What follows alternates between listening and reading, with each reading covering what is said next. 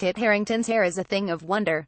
The actor, who for the past 7 years has played Jon Snow in Game of Thrones, is famed for his shoulder-length barnet.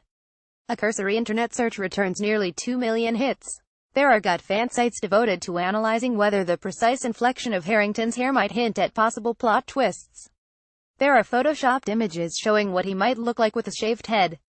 There are style guides on how to achieve his tousled curls while blow-drying. Use your fingers to twirl strands and get that curling action going. Harington, 30, finds it all a bit mystifying. It's bizarre, he says, sitting in a light-filled room in East London, dressed all in black and sporting a pair of owlish spectacles. He confesses he's looking forward to a haircut once the next, final, season has filmed, but I have to keep it like this until then. Luckily, in the meantime he's found another role that requires a healthy head of hair. In BBC One's 3-part drama Gunpowder, about the 1605 plot to blow up Parliament, Harington plays the ringleader Robert Catesby, and his hair is long, luscious and reassuringly 17th century. I looked at pictures of Catesby and, well, I can't deny he had a beard and long hair, says Harington, who is also an executive producer. But the connection went beyond the purely follicular. Catesby is one of Harington's ancestors on his mother's side. He grew up in Acton, West London, being told by his parents all about the nefarious activities of his forebear. And Catesby is his middle name. It was Catesby who led the plan to bomb the House of Lords in protest at King James I of England's relentless persecution of Catholics. Catesby's co-conspirators included Guy Fawkes, who was arrested guarding barrels of explosive after an anonymous tip-off. The foiled plot is still commemorated every year on Bonfire Night, when effigies of Fawkes are burned.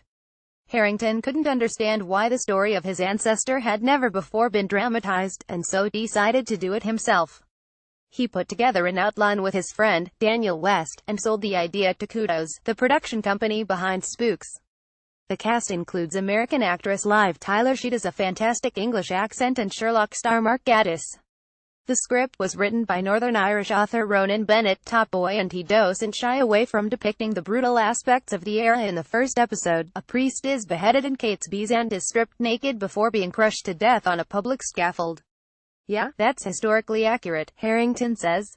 I think it was important to us, that brutality, because it sets Catesby on a very specific path. We need to understand why this man goes about putting together a team to carry out this act. We need to understand what pushed him to that place. Although set more than 400 years ago, Gunpowder is a story with modern relevance. A group of disaffected young men, driven by religious zealotry, plan what is essentially a terrorist act. Was Harington aware there could be certain parallels made with the recent atrocities committed by Islamic extremists? We understand that there is obviously a modern resonance with terrorism, he says carefully.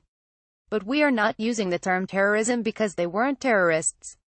A terrorist is someone who goes and plants a bomb or causes a terrifying act to frighten a population and therefore push the government to do something. These guys were revolutionaries. They wanted to bring down government so they could then put a new government in place. So, they weren't technically terrorists. Yes, but it's often said that one person's terrorist is another's freedom fighter. It's true it could have real resonance among an audience, in that they see a group of young men who were disenfranchised, who go and decide to do a very violent thing, and who decide to kill people for what they see as the greater good, Harington says. You do see that on our news. Despite his Catholic ancestry, Christopher Kit Catesby Harington was raised in the Church of England but isn't particularly religious. His mother, Deborah, was a playwright, his father, David, a businessman, and his earliest ambition was to be a writer. I was a complete mummy's boy and wanted to write just like Mum did. When he was 11, the family moved to Worcestershire and Harington and his older brother, Jack, attended the local state school. It was there that he discovered a talent for acting, thanks in part to the efforts of his drama teacher, Sue Hickman. Sweetly, he specifically asks me to mention her in this piece. He liked drama, because I'm a massive show-off, and that sort of turned into a love for it. Harington went on to study at the Central School of Speech and Drama, where he landed a role in the original stage production of War Horse at the National Theatre. After graduating, he auditioned for a part in a new HBO drama set in a fantastical world inhabited by dragons, giants and an army of the undead. I didn't know what it was going to become, he says. I think I knew there was something different and interesting about it, but right then I wasn't in a position to pick roles. It was just this TV show, it was American and it was HBO. So, I said yes. The show was Game of Thrones and it has changed his life, not least because the actress who played his love interest, Rose Leslie, is now his fiancée. "I don't talk about my relationship," he says politely, "but me and Rose are very happy together and we live together and yeah, it's all good."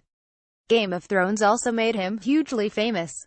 He recalls a trip to LA shortly before the 6th season aired, and finding an enormous billboard with his face on it covering one side of a skyscraper. "It was so surreal. It blows your mind something like that." Did he take a photo of himself next to the billboard? He grins. "Yeah, of course," he laughs. "Would have been rude not to."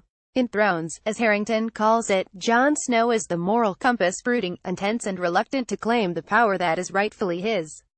Harington thinks one of the core messages of the show is that the people who most want power are the least deserving of it. "I think that's the problem with politics," he says. "At the heart of it is that, if you want to be a politician you probably crave power and therefore you probably shouldn't be a politician. And that's just a natural human condition, I'm afraid. I've always thought maybe we should choose politicians almost like we do jury service. You're going to be prime minister and you got randomly selected. What would Harington do if he were prime minister for the day?" There is a long pause. "I would pump more money into state education." One of the interesting things about Harington is that despite his blue blood, his father is a baronet, and Wikipedia states that he's a direct descendant of Charles II. Although Harington has no idea if that's true, he has escaped the posh actor tag often applied to contemporaries such as Eddie Redmayne, Tom Hiddleston or Benedict Cumberbatch. "Well, I didn't go to Eton," Harington says. "My parents weren't wealthy. We didn't have a huge house. I went to state school. I'm proud of my family history but I don't think of myself as posh. It's an outdated term anyway and should become more outdated." I ask him whether he worries that it's harder for people from less privileged backgrounds to become actors, and he becomes more animated, leaning forward in his chair, tucking his hair behind his ears as he talks. "The wealth gap affects this industry as much as it affects any industry, and more so. You can't be an actor if you need to hold down another job. It's much easier to be an actor if you have an independent source of wealth. If I hadn't got the job straight out of drama school I would be screwed because my parents couldn't have supported me through trying to find work. But I think it's deeper than that. The reason people like Eddie Redmayne and Benedict Cumberbatch continue to work is because A, they're incredibly talented actors, and B, they were given the resources by their educational system to go into that and they have every chance of success. I really believe if we're looking at trying to get more and more underprivileged people into the creative industries, and acting especially, it needs to start at government level through funding. And I think right now the arts in schools are just going completely underfunded." He's so passionate on the subject, I wonder if he's ever been interested in a political career, but he says all his future projects are to do with acting or producing. It's a shame, though. If Harington stood for Prime Minister, he and his hair would get my vote. Gunpowder begins on Saturday the 21st of October at 9:10 p.m. on BBC One.